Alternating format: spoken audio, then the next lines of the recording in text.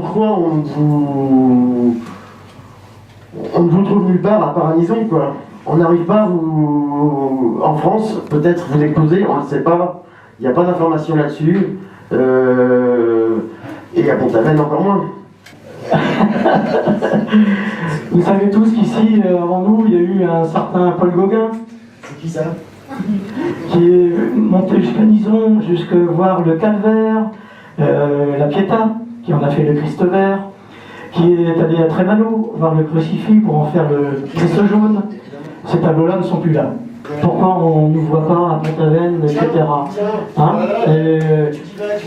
Non, mais donc j'avais fait une référence à Gauguin pour dire qu'il avait peint ici quelques-uns de ses plus beaux tableaux.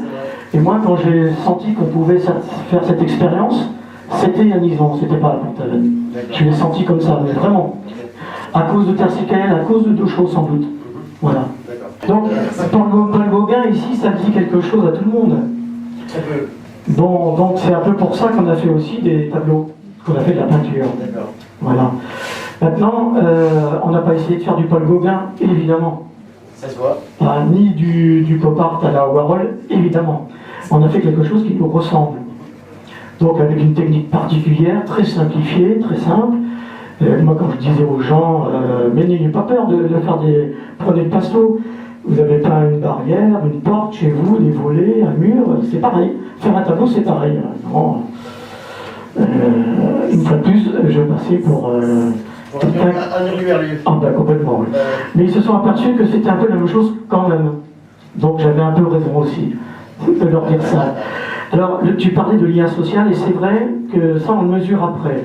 Et c'est peut-être pas à nous de le dire non plus, mais grâce à cette expérience artistique, ou en tout cas cette aventure humaine, on s'est bien rendu compte qu'effectivement, ça servait à resserrer des liens entre les gens. J'allais dire entre les populations. Parce que c'est vrai, c'est un peu un panel, le hangar. Quand on regarde bien, aujourd'hui, je vois notre doyenne qui a plus de 80 ans, et les Benjamines, elles ont dans les 14 ans. Donc on voit bien, 14-15 ans. Donc on voit bien que on balaye très large, on intéresse beaucoup de gens, de divers horizons, de diverses origines. Je peux devenir un barbouilleur moi aussi alors? Si tu veux être barbouilleur... parce que c'est le nom que vous donnez. Oui, je m'en fiche, je ne sais pas si c'est le nom qu'on se donne, mais pour revenir au lien social, c'est très important quand même, mais pour arrêter d'être sérieux un peu, ça a donné un petit peu de vie au tambour, ça a permis en tout cas, même si depuis il y a des commerces, des bistrots qui ont fermé, on a au moins retardé un peu l'échéance. Et dans la rigolade. Parce que ce qui se passait dans l'atelier, ce qui se passe toujours dans l'atelier, c'est pas triste. Alors aujourd'hui, nous sommes au Croissant Gergose, au-dessus du fournier, c'est une ancienne salle de danse. Chez Lebeuze, à la boulangerie. Voilà, c'est ça que nous sommes.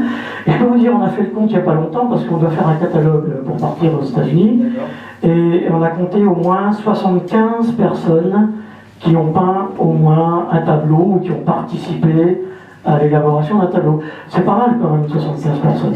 Mais en actif, une bonne vingtaine en ce moment. Entre 15 et 20, régulièrement. Et il y a des nouvelles têtes. Quelle est votre toile préférée dans les 150 ou les 300, je ne sais plus combien vous en avez, j'ai lu 150 à un endroit et 300 dans l'autre. Quelle est votre toile préférée dans tout ça? Mon tableau préféré, je ne peux pas te dire quel est mon préféré. On est entre 250 et 300, certains moins élaborés, moins aboutis que d'autres, mais